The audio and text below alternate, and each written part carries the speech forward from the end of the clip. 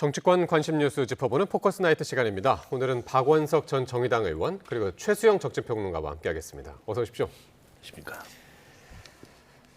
네, 6.3 대선 공식 선거운동 사흘째 이재명, 김문수, 이준석 3명의 대선 후보들은 어제 대구 경북 지역에 이어서 오늘은 부산 경남 민심을 잡기 위해서 총력전에 나섰습니다. 먼저 현장 발언들 듣고 오겠습니다. 부산은 민주주의의 성지 아닙니까? 민주주의를 위해서 투쟁했던 민주투사 김영삼의 정치적 고향 맞죠? 지금 보수정당이라고 불리는 국민의힘 보수정당 맞습니까? 민주정당 맞습니까? 이제 그 당도 변하든지 퇴출되든지 둘 중에 하나를 선택해야죠. 불가능하다는 걸 알면서도 실현 가능성이 적다는 걸 알면서도 표를 얻기 위해서 사기를 치지는 않습니다. 그게 이재명의 강점이죠. 우리도 물론 책임이 없는 게 아닙니다. 크지만은 본인이 하는 것은 본인이 위기의 진앙이라고 생각하지 않는지, 자기가 스스로 발사하는 위기가 얼마나 많았습니까? 그것도 좀 생각해야 되는데, 자기 면책을 위해서 모든 사고방식과 그 의회 권력을 이용하고 또 자기들 사법 카르텔을 이용하고 모든 이런 것들, 이재명을 위한, 이재명에 의한. 국민의힘이 하고 있는 전략은 이미 대선은 포기하고 서로 당권 투쟁을 하고 있다, 그렇게 봅니다.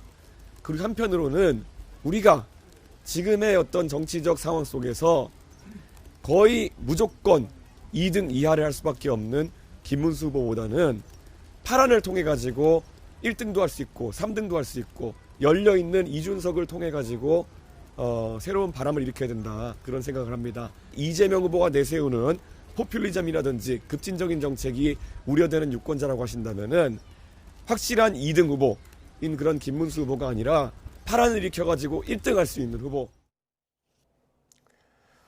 네, 이렇게 세 후보가 마치 짠 것처럼 어제 TK 지역에 이어서 오늘은 모두 PK로 향했습니다.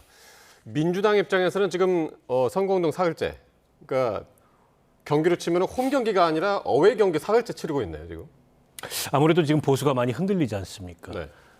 윤석열 전 대통령이 일으킨 이제 계엄과 내란뿐만 아니라 네. 그 뒤로도 거듭되고 있는 국민의힘 내에 어떤 자중질환, 사분오열, 그러므로 인해서 전통적 지지층마저도 많이 흔들리고 있고 외연이 무너지고 있는 상황이거든요. 그 틈을 아주 그 민주당에서는 집요하게 파고들겠다, 이런 초반 선거운동 전략을 세운 것 같고요. 이재명 후보가 또 최근에 여론조사 데이터를 보면 이제 TK 지역에서 지난 대선에 얻었던 것보다는 한 10%가량, 10%포인트가량 지지율이 더 나오고 있습니다. 예. 때문에 이제 이 지금의 오히려 이제 국민의힘이 약간 전열 정비가 덜 된 지금 상황에 과감한 의원 확장을 TK, PK 지역에서 하겠다. 이런 이제 초반 전략을 수립한 것 같아요. 보통은 이 후보들 간에 그 선거 전략의 기조나 이런 것들이 차이가 있어서 동선이 이렇게까지 겹치는 않거든요. 근데 민주당은 외연 확장을 위해서, 그리고 이제 상대 진영을 파고들기 위해서 TK, PK를 공략하고, 국민의힘은 그걸 지키기 위해서 초반에 TK, PK를 공략하다 보니까는 자연스럽게 이렇게 동선이 겹치는 결과가 나타나는 게 아닌가 싶습니다. 그러니까 기자들도 이런 질문을 계속 이제 현장에서 하니까 이재명 후보가 험지라서 먼저 온 게 아니라 이제 경부선 라인 따라서 그냥 내려온 거다, 이렇게 이야기를 했는데 어떻게 들으셨어요? 네, 숨은 전략이 있을까요? 그럼요. 당연히 여기에 이제 숨은 전략들이 있죠. 그러니까 세 후보 모두 일단 TK가 연고예요. 일단 기본적으로 이재명 후보는 경북 안동, 그다음에 그 김문수 후보는 경북 영천, 그리고 이제 이준석 후보는 대구. 그러니까 셋 다 이제 TK를 연구를 하고 있어요. 그런데 이제 이게 이제 사실은 중요한 게 아니라, 저는 이걸 기반으로 하는 게 각자의 목표가 다른 게 뭐냐면, 지금 박 의원님 설명하셨지만 이재명 후보는 과반이 목표예요. 과반 목표. 그러니까 그러기 위해서는 딴 데서 아무리 득표를 해도 TK에서 30%대 이상 유의미한 득표를 하지 못하면 과반은 안 돼요. 그러니까 지난번 대선에서도 이재명 후보가 자기 고향인 안동에서도 29.2를 득표했어요. TK 평균은 22%였고, 그러니까 꽤 많이 했는데도 30을 못 넘었고, 그런 측면에서 이번에 뭔가 과반을 하려면은 TK가 우선 공략을 해야 된다. 그리고 TK 영남에 대한 표의 값어치는 한 표를 가져오면 상대방에서 두 표를 뺏어오는 효과가 있는 거거든요. 지지 기반이 있기 때문에. 그래서 저는 이재명 후보는 이른바 압승의 키워드가 있는 거고, 김문수 후보는 사수의 키워드가 있다. 왜냐하면 지금 늦었고 그다음에 갈등 속에서 겨우겨우 이제 후보 등록을 마지막에 하면서 정말 내부 전열도 가다듬지 못하고 출범했기 때문에 예. 일단 40% 정도까지 유지하려면은 TK를 사수해야 한다. 그러니까 예. PK를 사수해야 한다. 아마 이게 있는 것 같고요. 이준석 후보는 마지막으로 지금 그런 말 했지만 1위도 할 수 있고 3위도 할 수 있는 후보다. 이 얘기 뭐냐면 도전의 키워드인 거죠. 여기에서 본인의 당대표로 만들어줬던 대구에서부터 변화의 스윙이 시작되지 않으면 예. 이번 대선 어렵다. 판단하고 도전이라는 키워드로 여기에 접근하고 있는 것 같습니다. 그렇군요. 이재명, 김문수 후보 그렇고요. 이준석 후보는 오늘 하루 종일 이제 부산에 머물렀는데 역시 오늘도 대학생들하고 이제 식사를 같이 했고요. 공약은 이렇게 냈습니다. 산업은행의 부산 이전 법안을 곧바로 추진하겠다라고 했고, 특히 또 롯데자이언츠 구장을 이제 바닷가로 옮기겠다. 그래서 주로 젊은층 공략을 지금 하고 있는 것 같아요. 상대적으로 이준석 후보는 조금 차별화된 선거운동 방식이나 이제 캠페인 전략을 구사하는 것 같아요. 그러니까 선거운동 첫날 그 여수 산단에서 출발을 했잖아요. 지금 이제 석유화학공업이 굉장히 어려운데 거기에 착안을 해서 본인이 이공계 출신이고 또 경제도 잘 안다. 이런 걸 부각시키기 위해서 자정에 선거운동을 출발했고 또 거기가 이제 호남이지 않습니까? 예. 그러니까 일종의 이제 그 지역 확장 전략도 포함된 이제 그런 행보를 보였고요. 특히 이제 대학가 중심으로 이 대학생들하고 같이 학식 먹는 네. 이제 이런 그 선거운동 방식을 하고 있는데 그것도 좀 다른 후보들하고 차별성 있는 참신한 방식인 것 같고요. 근데 이제 이준석 후보는 조금 고민이 될 만한 그 대목이 뭐냐면 지역 기반이 없어요. 그러니까 지금 어쨌든 국민의힘이라는 정당은 TK, PK의 지역 기반이 확고하게 있고 또 민주당은 이제 호남 지역 기반이 여전히 건재한 데 반해서 이준석 후보가 갖고 있는 가장 큰 약점 중에 하나는 지역 기반이 없는 데다가 지지층 구성이 굉장히 좁습니다. 어떻게 보면 2030 남성층 중심으로. 그렇다 보니까 최근에 국민의힘이 많이 흔들리고 그 반사이익을 이준석 후보가 많이 가져갈 거라는 예상에도 불구하고 좀처럼 이게 지지율 반등이 일어나지 않고 있어요. 예. 구조적 한계가 있는 거죠. 좀 이걸 벗어나려는 그런 어떤 그 전략 차원에서 이렇게 TK, PK를 집중 공략하는 측면도 예. 있는 게 아닌가. 그런데다가 거기가 이제 보수 본진인데 그 보수 본진이 지금 흔들리고 있으니까 어쨌든 그걸 최대한 흔들어서 이 국민의힘에서 이탈하고 있는 네. 지지층을 흡수하기 위한 그런 행보라고 볼 수 있을 것 같습니다. 예. 평론가님은 어떻게 보셨나요? 저는 아주 그 학식 투어를 높게 보는 건 이제 이준석 말씀하신 대로 이준석 후보가 표 확장성보다는 2030에 대한 소구력이 강하잖아요. 그러니까 대학가를 돌면서 저는 식구 캠페인이라고 얘기하는 식구. 우리가 밥을 식구. 함께 먹는 걸 우리가 식구라고 그러잖아요. 예, 그러니까 예. 내가 당신과 동지야. 우리는 함께 한다는 것을 밥을 먹으면서 저는 이준석 후보가 이렇게 참신한 방법으로 동원하는데 저는 식구 캠페인이라고 명명하는데 그렇지만 저는 그 이상의 무언가가 없다. 그러니까 노무현 모델도 얘기하고 동탄 모델도 얘기하는데 그러기에는 지금 이준석 후보가 보여주는 돌파력과 확장력이 지금 아직은 그렇게 돋보이지 않아서 지금 2030 본인에 대한 확실한 지지가 있는 쪽은 식구 캠페인을 통해서 장악하고 그다음에 중원으로 좀 나아가 보자. 뭐 그런 전략이 아닐까 해석하고 있습니다. 그렇군요. 네. 자, 이제 국민의힘 얘기 또 해보겠는데요. 이 국민의힘 당 안팎에서 지금 그 윤석열 전 대통령에 대한 탈당 요구가 거센 가운데 윤 전 대통령의 탈당설이 오늘 하루 종일 정치권을 맴돌았습니다. 관련 발언들 먼저 듣고 오겠습니다.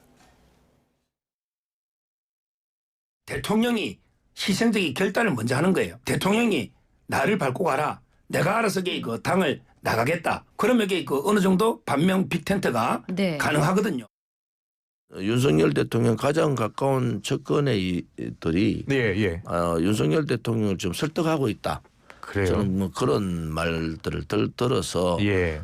이번 선거에서의 하나의 변곡점이 저는 뭐 오늘 좀 일어나는 것이 맞다. 아. 이렇게 보는 거예요. 당내 이러면 오늘 선제 탈당하실 수도 있다는 얘기가 나오고 있거든요. 그건 제가 듣지 못했습니다만은 대통령께서 잘 판단하실 것으로 저는 생각하고 있습니다. 대통령의 판단을 존중하는 것이 옳다고 생각합니다. 자, 지금 들으신 것처럼 서정욱 변호사하고 조원진 우리공화당 대표가 마치 뭔가를 알고 있는 것처럼 이르면 오늘 탈당. 이제 어제 얘기했으니까 이제 그게 오늘이었죠. 이르면 오늘 탈당, 오늘쯤 결단하지 않을까 이런 얘기를 했습니다. 박 의원께서 그 서정욱 변호사가 이 얘기할 때 같은 자리에 계셨죠. 네, 같이 방송을 예. 하고 있었습니다. 어떻게 들으셨나요, 그 얘기를? 그러니까 아마 그 윤 전 대통령 주변의 기류 그리고 국민의힘 내부 기류 이런 것들이 종합돼서 아무래도 이게 좀 굉장히 딜레마 상황이지 않습니까? 상식적으로 생각하면 그리고 이제 중도층 민심이나 이런 걸 고려하면 윤석열 대통령과 거리두기 뭐 가장 단적으로는 이제 출당과 같은 조치가 있어야 되는 게 마땅한데 그렇게 되면 또 이제 강성 지지층이나 이쪽이 떨어져 나갈 우려가 있기 때문에 여러 가지 이런 이 복잡한 상황을 감안하면 결자해지 차원에서 윤 전 대통령이 먼저 탈당을 해주는 게 좋지 않겠냐라는 의견들이 나오고 있는 것 같아요. 그런 것들을 종합해서 서 변호사가 그런 얘기를 했고 아마 어제 저녁에 제가 알기로는 윤 전 대통령을 직접 접촉한 걸로 알고 있습니다. 서 변호사가요? 예, 그래서 제가 오늘 오전에 서 변호사하고 통화를 했는데 일단 뭐 탈당하겠다 이렇게 단언하는 단계는 아니고 어쨌든 당과 후보가 이 의견을 모으면 뭐 따르겠다라는 정도의 의견이라는 것 같아요. 그리고 뭐 이기기 위해서는 뭐든 해야 되는 거 아니야 이런 인식은 갖고 있다. 예. 조만간 현실화될 수도 있을 것 같은데 여전히 그 국민의힘 내부적으로 보면은 그 문제에 대해서 굉장히 강력한 찬반이 나뉘어 있습니다. 만약 스스로 해제하지 않으면 시간 끌지 말고 출당시켜야 된다. 이렇게 강력한 의견을 가진 분들이 있고 예. 조경태 의원 같은 경우에 부산시당 그 선대위 출범식 자리에서 그 얘기했다가 막 항의도 받고 이랬잖아요. 예. 그에 반해서 또 이제 그 이른바 친윤이라고 하는 분들 같은 경우에는 아직은 좀 시기상조 아니냐, 상황을 더 봐야 되는 거 아니냐 이렇게 의견이 엇갈리고 있어서 언제쯤 이 문제가 구체적으로 실행에 옮겨질지는 조금 상황을 지켜봐야 될 것 같습니다. 예. 그러니까 지금 서 변호사랑 오늘 통화하셨다고 하는 그 부분이 좀 전에 이렇게 기사로 나온 것 같아요. 네, 네. 예. 윤 전 대통령이 탈당 의사를 조금 밝힌 것 같기도 하고 네. 정확한 보도 내용이 뭐였습니까? 그러니까 지금 보도 내용은 뭐냐면 예. 당이 원하는 대로 따르겠다. 지금 그 보도 내용만 보면은 네. 그래서 이제 김문수 후보와 통화하면서 필요하면 나의 출당도 요구하고 나를 밟고 가라. 그건 전략적으로 어쨌든 필요하면 내가 적극 하겠다면 그런 취지 발언을 지금 김문수 후보와 통화를 하면서 했다는 겁니다. 그런 예. 측면에서 이제 이렇게 된다면 저도 이제 여기에 대해서 저도 이제 동의하는 지점이 뭐가 있냐면 18일이 첫 TV 토론이에요. 근데 첫 TV 토론 앞두고 지금은 지방 투어를 하고 있지만 생각해 보십시오. 18일 날 이재명 후보가 3자 토론에서 뭘 들고 나오겠습니까? 내란 세력 종식과 내란 세력 심판입니다. 그걸 김문수 후보에게 질문할 텐데 예. 김문수 후보가 대통령과의 거리두기 혹은 건너가기를 천명하거나 혹은 준비하지 않는 한 이 대답을 피해갈 수가 없어요. 탄핵이 31번의 줄탄핵이 어떻고 그게 부당했고 그다음에 윤 전 대통령의 어떤 그런 여러 가지가 헌법재판소가 얘기했듯이 정치적 결단을 할 수밖에 없었고 아무리 얘기를 해도 예. 기본적으로 이번 선거는 윤 전 대통령의 조기 파면으로 인한 대선이기 때문에 예. 이 부분에 대해서 김문수 후보가 준비를 해야 돼요. 그런데 여기에 대한 것들이 정리가 되지 않고서 나가면은 저는 그 토론은 아무리 해도 그거는 방어적 수세적인 국면에 몰릴 수밖에 없어서 예. 이 부분을 저는 그래서 제가 보기에는 금요일쯤 아마 정리할 가능성이 매우 높다. 예. 그렇게 해야 좀 약간 그 효과도 있을 테고 그다음에 여론에 대한 반향도 좀 있을 것 같아서 저는 아마 빠르면 금요일쯤에 아마 윤 전 대통령의 당적 이탈 문제가 최종적으로 좀 결론 나지 않을까 싶습니다. 토론 1차 토론이 18일 그 일요일인가요? 일요일입니다. 일요일이 시작되니까 그 전 그리고 이제 평일 기준으로 하면 금요일 금요일. 그쯤으로 보고 계신 건데 어쨌든 김문수 후보가 탈당 여부는 본인의 뜻이다. 그러면서 이제 윤 대통령한테 일단 공을 넘겼었거든요. 어제만 하더라도. 그랬더니 윤 대통령이 김문수 후보가 원하면 따를 것이다. 그래서 다시 김문수 후보한테 또 공을 다시 넘긴 그런 모양새가 됐어요. 뭐 어떻게 보면은 서로 간에 좀 떠넘기기를 하고 있는 듯한 모습으로도 비춰지는데요. 예. 근데 아직까지도 윤 전 대통령 당정 문제가 정리가 안 되고 있다는 것 자체가 별로 상식적이지 않죠. 보통은 이게 공식 선거운동이 시작되기 전에 이런 문제를 정리하고 선거운동을 시작했어야 됩니다. 그렇지 않으면 후보가 가는 데마다 저 질문을 받게 돼 있어요. 그러니까 다른 얘기를 못 합니다. 후보가 뭐 정책이든 비전이든 혹은 상대 후보에 대한 어떤 비판이든 이런 자기 주도적인 메시지를 가져야 되는데 계속 언론에서 윤 전 대통령과의 관계 문제를 질문을 하거든요. 그에 대해서 분명한 답을 하지 못하고 약간은 변명하듯이 절충하듯이 이렇게 답을 하고 있어서 이게 이제 초반에 사실은 굉장한 악재입니다. 그러니까 윤 전 대통령이 스스로 정리를 하든 아니면 국민의힘에서 단호하게 끊든 양당 간의 결정을 하고 갔어야 되는데 늦어진 면이 있는데요. 더 늦어지면은 이제 더 캠페인이 안 되는 겁니다. 지금 우리 최수영 평론가 말씀 주셨듯이 첫 TV 토론에서 이 이슈를 가지고 비단 이재명 후보뿐만이 아니고 모든 후보들로부터 집중 공격을 받을 수밖에 없어요. 때문에 그 전에 정리되지 않겠나 이런 전망이 있는데 근데 윤 전 대통령이 뭐 아주 분명하게 정리하겠다 이런 게 아니라 여전히 뭐 당과 후보 측에 공을 넘기는 듯한 모습을 보이고 있어서 자칫 이게 안 될 수도 있거든요. 그러면 이제 국민의힘 내부가 지금 뭐 김문수 후보는 빅텐트를 얘기하지만 사실은 그 경선에 참여했던 다른 후보들의 선거운동 참여조차 이루어지지 않고 있어요. 네. 대표적으로 한동훈 후보가 내건 3가지 전제 조건이 있는데 그 전제 조건 중에 분명한 그 전제 조건 하나가 윤 전 대통령과의 관계 단절입니다. 예. 그러니까 이 문제가 해소가 안 되면 당내 통합도 이루어지지 않는 거예요. 그래서 김문수 후보도 더 이상 이 문제를 이렇게 유보적으로 얘기할 게 아니고 좀 더 분명하게 그 관계 정리에 후보가 주도적으로 나서야 된다. 그래야 이게 확장성 있는 캠페인을 할 수 있다 이렇게 봅니다. 그래서 윤 전 대통령의 탈당, 출당 이 문제가 오늘이 디데이 아니냐 이제 이런 얘기들도 많았는데 이제 그 아까 평론가님 이제 네. 금요일 말씀도 하셨습니다만은 혹시 내일은 아닐까 목요일 왜냐하면 이제 내일 김용태 비대위원장 지금 지명자죠. 지명자가 내일 공식 임명된단 네, 말이에요. 그렇죠.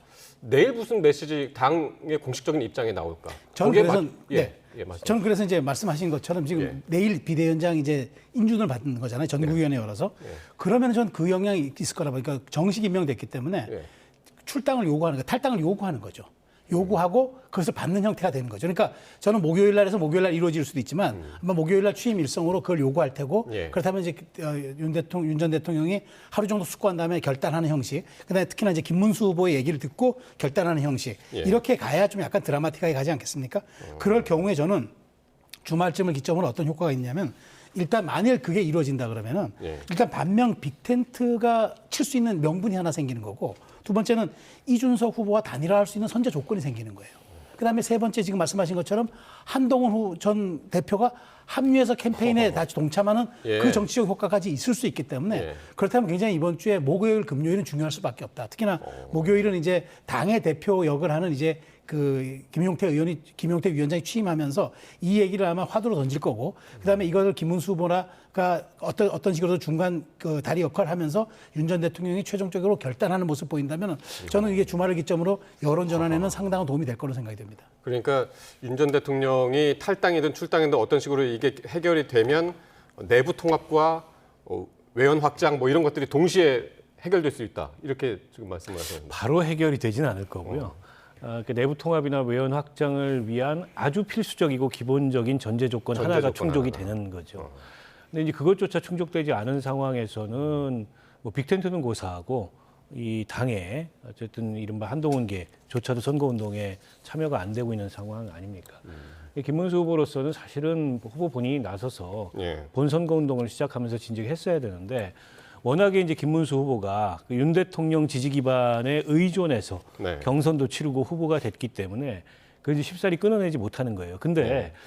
김문수 후보가 경선 과정에서 한덕수 후보와의 단일화를 여러 차례 공언을 했지만 이 경선이 끝나고 나서 그게 민주적 정당성에 맞지 않는다 이런 판단 하에 그 문제에 대해서 이제 다른 판단을 내린 거잖아요.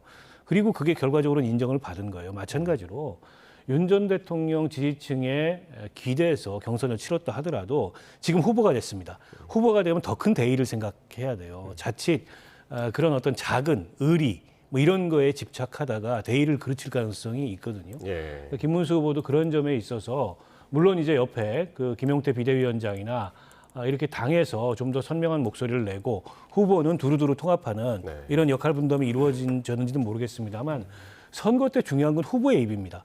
전부 국민들은 후보의 입을 쳐다보고 있어요. 과연 예. 김문수 후보가 윤석열 전 대통령의 그림자로부터 자유로운 후보인지 예. 국민의힘이라는 정당이 윤석열 전 대통령의 포켓 정당을 벗어난 그런 정당이 될지 이걸 지켜보고 있는데 아직까지는 불분명한 모습을 보이고 있습니다. 알겠습니다. 자, 윤 대통령이 과연 내일이라도 공식적으로 본인이 탈당을 할지 아니면 이제 형식적으로 당에서 요구하고 이제 거기에 그걸 받아들이는 형식으로 할지 한번 내일이나 모레 한번 계속 지켜보기로 하고요. 자, 이런 가운데 지금 정계를 은퇴 선언을 하고 미국으로 떠난 홍준표 전 시장의 발언이 정치권에 또 파장을 일으키고 있는데요. 그래픽도 준비가 되는데 한번 보시면서 말씀드리면 두 번 탄핵당한 당과 절연하지 않을 수 없다. 이게 홍준표 전 시장이 한 얘기입니다. 국민의힘을 비열한 집단이라고 표현을 했고요. 그러면서 정남이가 떨어져서 근처에도 가기 싫다. 이렇게 말을 했더니 권영세 전 비대위원장이 타고난 인성은 어쩔 수 없나 보다라면서 비판을 했고요. 이준석 후보가 이를 다시 받아가지고 홍 전 시장한테 인성을 말할 자격이 있느냐. 이렇게 릴레이 비판이 이어졌습니다. 이건 어떻게 보셨나요? 저는 그래도 그 홍준표 전 시장이 그래도 국민의힘에서 당대표를 했었고 대선 후보를 한 번 했었고 그다음에 대선 후보 경선에만 2번 갔던 사실상 당의 상징자본과도 같은 그런 분이신데 저는 미국으로 떠나신 것까지는 이해합니다. 그리고 당과 당을 인연을 끊은 것까지는 이해합니다. 그리고 가면서 이번 대선은 이재명과 이준석의 싸움이 될 것이다 까지도 얘기한 것까지는 제가 이해합니다. 근데 오늘 얘기는 나가도 너무 나간 거죠. 왜냐하면 당이 지금 그 말하자면 백척간두에 서가지고 김문수 후보 뭐 결국 겨우겨우 후보 자리 쟁취해서 지금 뭐 정말 정말 아주 사투를 벌이고 있는 상황인데 여기에다가 뭐 비열하고 정남이가 떨어지고 고쳐쓸 수 없고 차라리 좀 침묵하는 것이 나았을 거라 생각하는데 저 미국에서 저런 말을 했다 하더라도 전직 비대위원장이 또 인성 운운한 건 이것도 나가도 너무 나갔다. 어떻게 하든 그래도 모시려고 하고 예우를 갖춰서 그다음에 공간도 좀 열어주고 저분이 SNS 좋아하시니까 SNS 상에서라도 조금 마지막에 보수의 집결이라든가 중도 확장을 위한 메시지를 좀 받아내는 이런 것들을 좀 고려해야 되는데 저렇게 인성 운운해버리면은 홍 시장이 제가 보기에 반응도 안 하겠습니까? 아무리 다른 얘기를 또 꺼내들어도 언젠가 또 며칠 날 또 할 수 있는데 지금 정말 옆집의 지게작대기라도 도움이 돼서 갖다 써야 될 국민의힘 입장에서 저 원로에 대한 저런 표현들이 과연 도움이 될까 하는 생각이 들어서 아직도 이 국민의힘이 좀 뭔가 조급하지 않나? 그다음에 뭔가 아직도 이렇게 좀 느슨한가? 이런 생각이 들어서 저는 좀 굉장히 안타깝다는 생각이 들었습니다. 그러니까 이거를 어떤 기준으로 보느냐에 따라서 이제 또 여러 가지 이야기를 할 수 있는데, 그러니까 홍준표 대 권영세 이렇게 보면은 두 인물 모두 좀 이제 과한 표현들이 이제 오갔다라고 비판을 할 수 있고, 어떻게 보면은 이준석 후보 입장에서 보면은 이게 지금 거의 이슈마다 지금 국민의힘하고 이게 부딪히고 있거든요. 그 단일화까지도 이게 단일화가 과연 이래서 될까 싶기도 하고요. 근데 이제 홍준표 전 시장의 그 배신감과 환멸감 이게 이제 그만큼 크다는 것을 보여주는 그런 상황이 아닌가 싶습니다. 정계 은퇴를 선언하고 탈당까지 했지만 여전히 그 앙금이 많이 남아 있는 거죠. 너도나도 앞다퉈서 지금 홍준표 시장에게 구애를 하고 민주당의 이재명 후보까지도 돌아오면 막걸리 한잔 하자라고까지 이제 공개적인 이제 구애를 하고 있는 상황인데요. 이게 이제 정계를 떠나서 국내에 없음에도 불구하고 강력한 존재감을 발산하고 있는 상황이거든요. 그건 이제 앞서도 말씀하셨듯이 홍준표 전 시장이 갖는 그런 어떤 상징적인 의미가 굉장히 크기 때문에 그렇습니다. 그런데다가 지금 TK 쟁탈전이 벌어지고 있는데 TK에서 영향력도 상당하거든요. 그러니까 국민의힘으로서는 지금은 무조건 홍준표 시장의 마음을 돌려 세우기 위해서 읍소하고 설득하고 더 나아가서 사과하고 이래야 되는 상황입니다. 오늘 권영세 전 비대위원장의 저 SNS 메시지는 제가 보기에 굉장히 최악의 메시지를 냈다고 생각해요. 이 지금과 같은 상황이 아니더라도 정치 선배에 대한 예우 차원에서 저렇게까지 나갈 필요는 없는데 뭐 인성을 거론하는 게 사실은 홍준표 전 시장 입장에서는 피해자라고도 볼 수 있어요. 당내의 친윤들이 본인을 지지하는 듯 하더니 결국 한독수 추대론 뒤에 숨어서 어쨌든 본인을 기만했다 이렇게 볼 수 있는 거지 않습니까? 그걸 주도했던 분이 권영세 전 비대위원장이고, 근데 이제 와서 홍준표 시장이 조금 가시돋친 말을 했다 그래서 인성 운운하는 거는 제가 보기에 지금 국민의힘이 어떤 처지에 있는지를 권영세 전 비대위원장이 잘 못 깨닫고 있는 게 아닌가 싶고요. 당연히 이준석 후보나 또 뭐 심지어는 이재명 후보까지도 그 틈을 파고들고 있는 상황이고, 홍준표 전 시장의 외곽 조직이 이재명 후보 지지 선언도 하고 최근에 그런 변화들이 있었잖아요. 충분히 국민의힘이 위기감을 느낄 만한 상황이고요.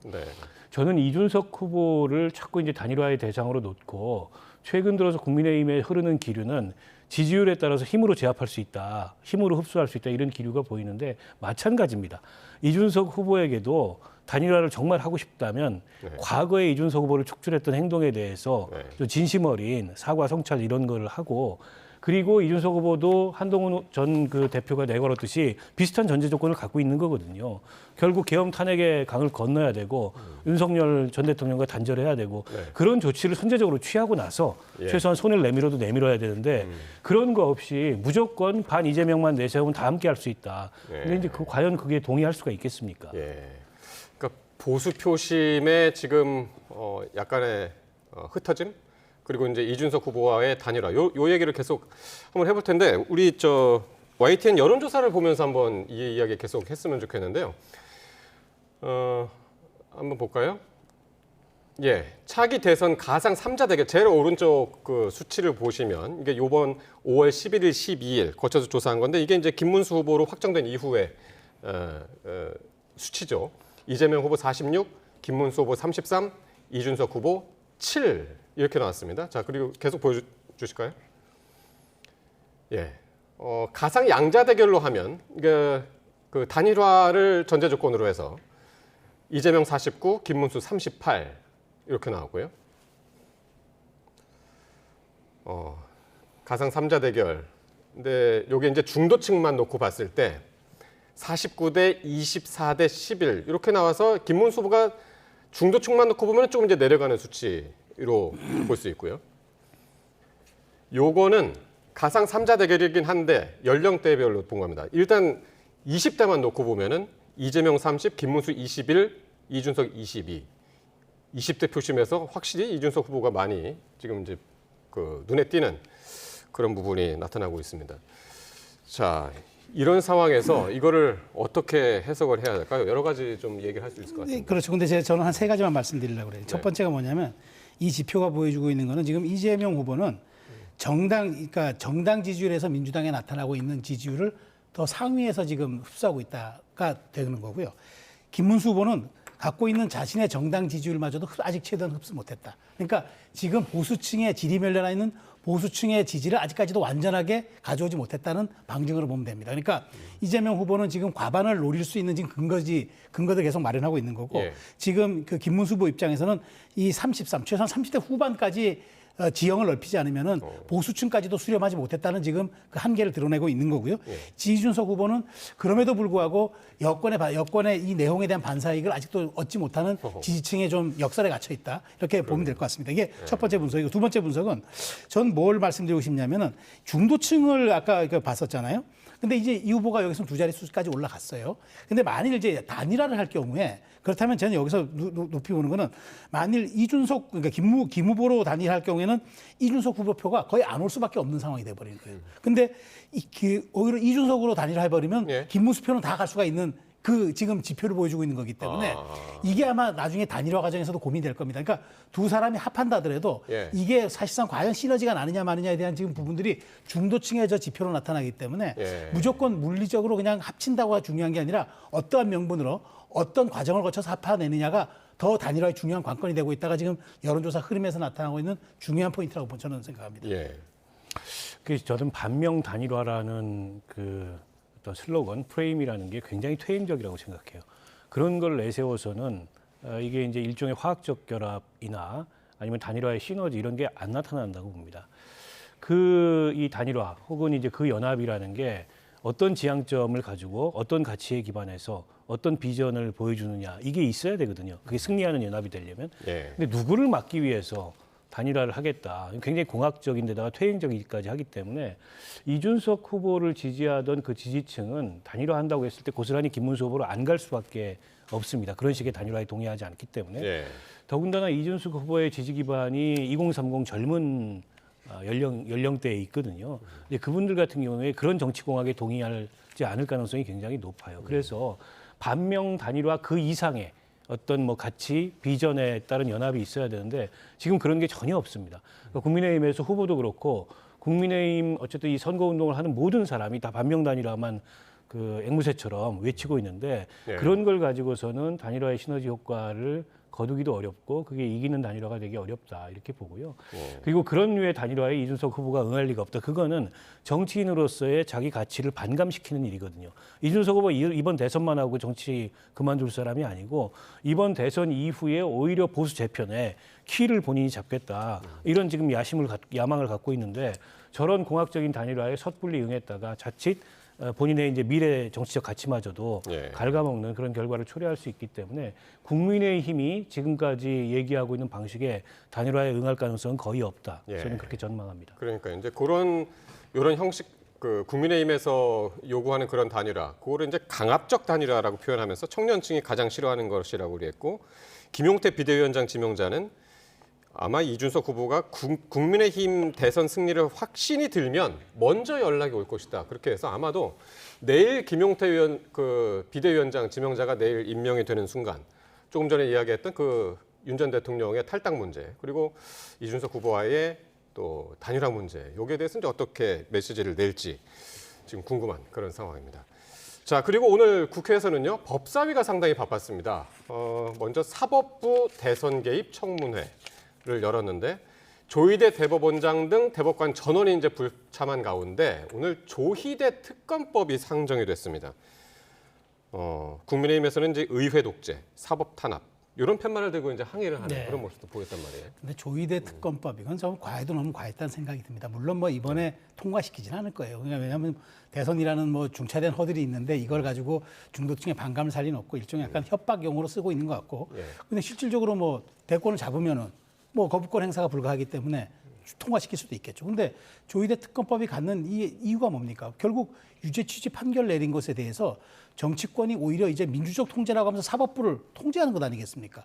제어하는 것 아니겠습니까? 그러면 삼권 분립이 아니라 삼권 귀일이죠. 삼권은 하나로 존속된다는 것밖에 안 되는 건데 그렇다면 이거는 정치권의 이거는 굉장히 말하자면 입법 남용인 거죠. 그런 측면에서 오늘 사실 오늘 청문회도 사실 이거 말이 안 되는 일이었지만 특검법을 상정함으로써 저는 간을 보는다는 생각이 들어요. 뭐냐면 이렇게까지 이제 당은 밀어붙이고 그다음에 후보는 뭐 당이 알아서 할 일이라고 이렇게 하다가 실제로 이재명 후보가 과반 이상 득표를 많이 해서 이번 대선에서 이기면 아니 국민의 뜻이 그러하지 않았습니까? 라고 사법부를 밀어붙일 수 있는 명분을 삼으려고 저는 당이 축적의 시간을 갖고 있다고 좀 보는 거예요. 근데 이렇게 하면 안 되는 거죠. 최소한 당당하게 심판을 받아. 그러면 이걸 이재명 후보가 공약으로 내걸어서 하든가요. 이런 식으로 저는 등 뒤에서 사법부에 대한 것들을 엇박을 하면서 여론의 눈치도 살짝 보면서 이렇게 하는 것은 절대 온당치 못하고 저는 여기에서 더 나아가 이제 이재명 대표의 뭐 면소 판결까지 할 수 있는 공직선거법 개정서부터 대법원의 뭐 그다음에 법원조직법 개정안을 통해서 대법원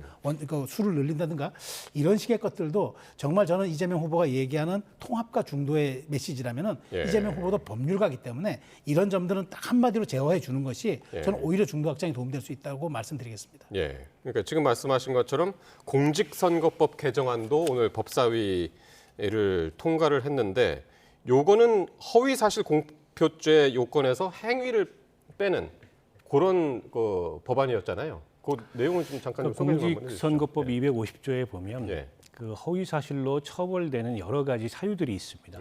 이를테면 뭐 재산이라든지 경력이라든지 직업이라든지 뭐 이런 것들을 허위 사실로 적시하거나 공표했을 때 이제 처벌이 되는데 거기에 행위가 있습니다.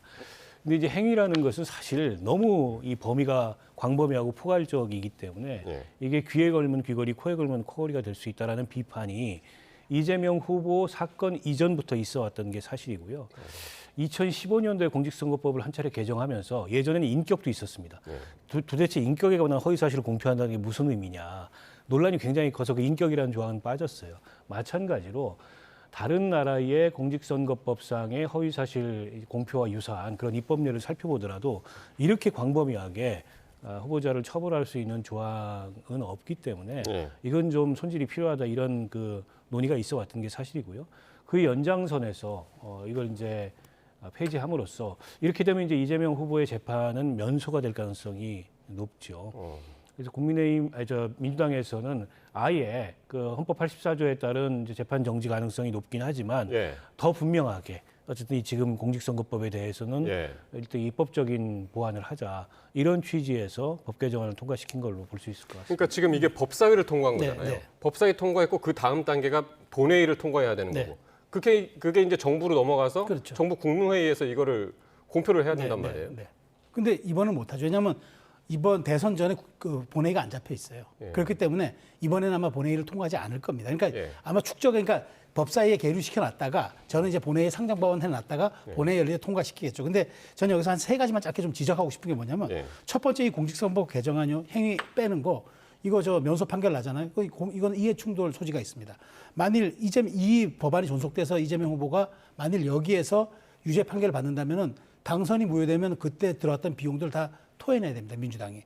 그거를 재정적 손실을 감내해야 되는데 그게 싫어서 이걸 개정했다라는 이해 충돌에 직면할 수 있는 여지가 하나 있고요. 두 번째는 공직선거법이잖아요. 이거는 여야가 합의해야죠. 어떻게 한 당이 이걸 그냥 공직선거법인데 이걸 통해서 의원들을 뽑는 건데 어떻게 이거를 아니, 의원뿐만 아니라 모든 선출직을 뽑는데 이걸 어떻게 그냥 단독으로 통과시킵니까? 세 번째는 또 하나 여기 행위 있잖아요. 행위가 지금 박 의원님 말씀 잘해 주셨는데 사실 학력 그다음 재산 이거는요.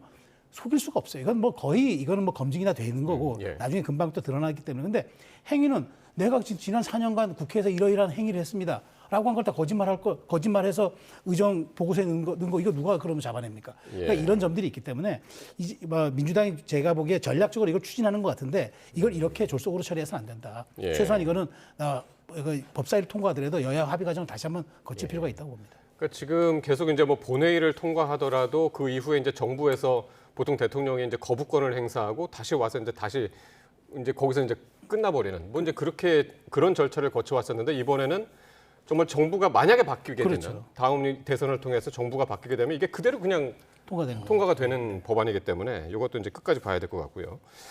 자, 오늘 법사위에서 바로 이 법사위에서 국민의힘 곽규택 의원이 방탄복을 입고 나타나서 한바탕 소동이 벌어졌는데 화면 먼저 보시겠습니다.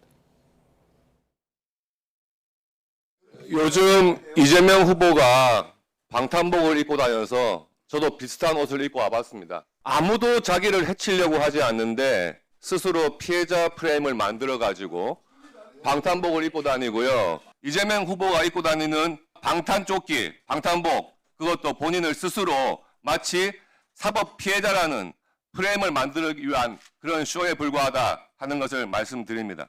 이상입니다. 곽규택 의원님 잘하셨어요. 좀 근데 귀여우시네. 그 방탄조끼까지 입고 오신 거 봐서 잘했는데 곽규택 의원님은 급이 아니니까 그 방탄복 그냥 벗으세요. 무겁고 별로 안 좋아요.